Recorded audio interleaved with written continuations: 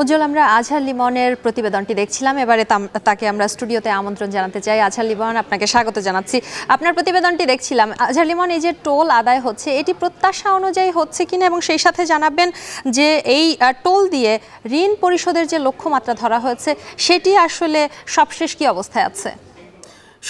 Toll আদায়ের লক্ষ্যমাত্রা কিন্তু পূরণ হচ্ছে, এবং আমাদের হাতে যে হিসাব আছে তাতে যেটা পূর্বাভাস করা হয়েছিল তার থেকে অনেক বেশি টোল আদায় হচ্ছে। আমরা সেই তথ্যচিত্রগুলো দেখাবো।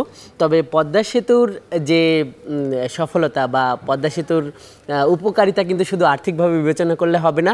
এর কারণ এই দুই পারের যারা এই পদ্মা সেতুর সুবিধাভোগী তারাই জানে আসলে পদ্মা সেতু কতটা তাদের জীবনে গতি এনেছে। আমরা একটু দেখে নিই যে টোল আদায়ের পূর্বাভাস এবং বাস্তবতা কেমন। যেমন ধরেন যে গেল অর্থ বছরে 2022-23 এই অর্থ বছরে পদ্মা সেতু নির্মাণের আগে যেটি পূর্বাভাস করা হয়েছিল যে 543 কোটি 20 লক্ষ টাকা টোল আদায়ের একটা পূর্বাভাস তারা করেছিল শম্পা।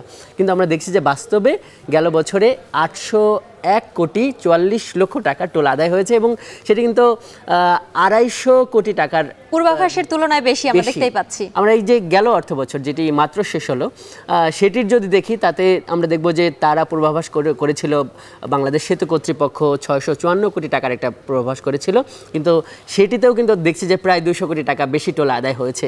এভাবে 2024-25 বা 25-26-এও যেই পূর্বাভাসটি করা হয়েছে এটি কিন্তু আস্তে আস্তে বাড়তে থাকবে, এবং যেটি বলা হচ্ছে যে পদ্মা সেতুর যখন 35 বছর পূরণ হবে, অর্থাৎ 2057 সাল 25 বছর যখন পূরণ হবে, তখন কিন্তু প্রায় 5000 কোটি টাকার টোল আদায় হবে প্রতি বছরে। এবং যেই টোল দিয়ে কিন্তু মূলত এই পদ্মা সেতুর ঋণ তো পরিশোধ করা হবেই, এখান থেকে কিন্তু একটা বড় অঙ্কের আয় হবে, এবং যেটি প্রক্ষেপণ করা হয়েছে যে এই 25 বছর পর পদ্মা সেতু তৈরি করতে যে খরচ হয়েছে তার 3 গুণ কিন্তু আয় হবে। আমরা এই পরে আরও ঋণ পরিশোধের লক্ষ্যমাত্রার চিত্রগুলোও কিন্তু দেখব।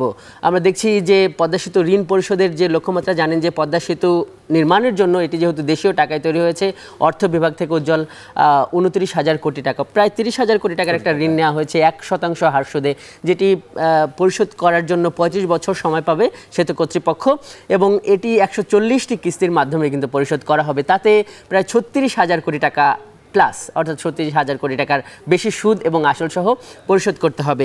এর মধ্যে আমরা দেখতে চাই যে এই যেই ঋণটি নেওয়া হয়েছে তার মধ্যে কিন্তু এরই মধ্যে 6টি কিস্তি পরিশোধ করা হয়েছে। সব মিলে প্রায় 1000 কোটি টাকার ঋণ কিন্তু এরই মধ্যে পরিশোধ করা হয়ে গেছে।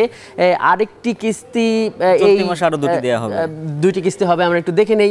প্রথম এবং দ্বিতীয় কিস্তি ছিল 316 এবং 315, এবং সবশেষ যে সপ্তম কিস্তি সম্ভব যেটি ধরা হয়েছে 314 কোটি টাকা কাছাকাছি।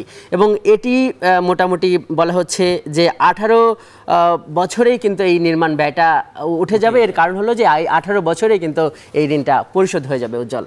এবং এর পাশাপাশি যদি বলতে চাই সামগ্রিক অর্থনৈতিক যে দুয়ার সেটি খুলে গেছে, দক্ষিণের অনেক জেলা এর মধ্যে সুফল পাচ্ছে।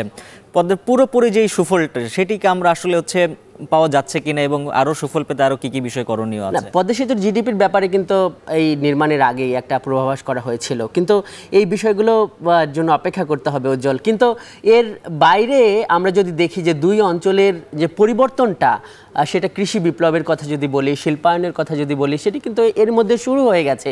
মোংলা বন্দর যদি হয়, সেখান থেকে ঢাকা এখন খুবই কাছে হয়ে যাবে। পুরো দক্ষিণের 21 জেলায় কিন্তু নানা ধরনের কর্মযোগ্য এর মধ্যে শুরু হয়ে গেছে। রেলের সংযোগের কথা চিন্তা করা হচ্ছে। তো এই যেই বিষয়গুলো এখনও নির্মাণাধীন বা যেগুলো এখনও সরকারিভাবে করা হচ্ছে, বেসরকারি যে খাত আছে তাদের একটা বড় দায়িত্ব আছে, তারও শিল্প প্রতিষ্ঠান গড়ছে। তো এই যে চ্যালেঞ্জগুলো, সেগুলো এই নির্মাণের এই অপেক্ষাটা তো করতে হবে, তারপরেই কিন্তু ঘরে আরও সুফল আসতে থাকবে উজ্জ্বল। এবং কর্মসংস্থান শুরু করে, যখন বলছিলেন অনেক বেসরকারি প্রতিষ্ঠান সেখানে দক্ষিণের দুয়ারে গিয়েছে, ওই পাশে গিয়েছে, সব মিলে আমরাও আশা করব এবং যারা হচ্ছে যে স্বপ্ন ছিল স্বপ্নের যে পদ্মা সেতু, এর পাশাপাশি কর্মসংস্থান সহ যে জিডিপি প্রবৃদ্ধি সেটিও নিয়ে পদ্মা সেতুর যেই মূল যে সম্ভাবনা এবং অর্থনৈতিক যে অগ্রগতি সেটি আরও এগিয়ে যাবে। নিশ্চয়ই উজ্জ্বল। এবং আজহার লিমন আমাদের সঙ্গে যুক্ত ছিলেন সম্পাদক, সার্বিক যে বিষয় টোল আদায় থেকে শুরু করে যে অর্থনৈতিক সমৃদ্ধি এবং উন্নয়নের যে প্রবৃদ্ধি সব বিষয়ে সহকর্মী আজহার লিমনের কাছ থেকে জানছিলাম। উজ্জ্বলেরই সাথে আমাদের শান্ত বাজারের সময় হলো ছোট্ট একটি বিরতি নেওয়ার, নিয়ে নিচ্ছি ছোট্ট একটি বিরতি। ফিরছে একটু পর, সাথেই থাকুন।